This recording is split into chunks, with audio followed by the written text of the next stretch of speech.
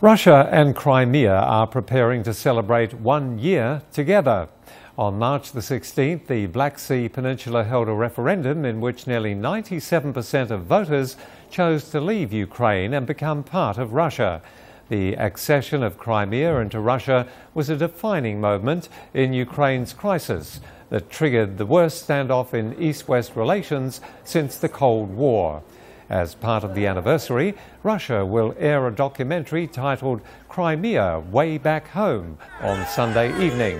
Russian President Vladimir Putin makes an appearance in the film to talk about the events that led up to the Crimean referendum.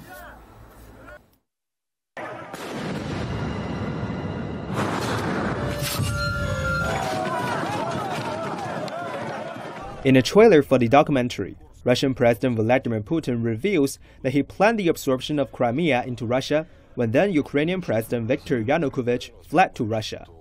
The meeting started on February the 22nd last year and lasted for 2 days. At the end, I told my colleagues that the situation has evolved to a stage that we must take action for the reunification of Crimea to Russia.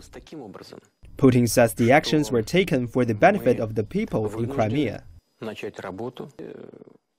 We cannot forsake this land. We cannot let the people of Crimea be thrown under the wheels of this nationalist bulldozer. I immediately gave my instructions on what to do and stressed the action should only be taken when the Crimean people want it to be taken. Putin's interview in the documentary has drawn protests from Kiev, and the U.S. State Department said Putin's comments were consistent with what it called Moscow's deceitful approach to eastern Ukraine. Crimea and the city of Sevastopol became Russian regions again following a referendum on March the 16th last year, prompting a series of sanctions from the West.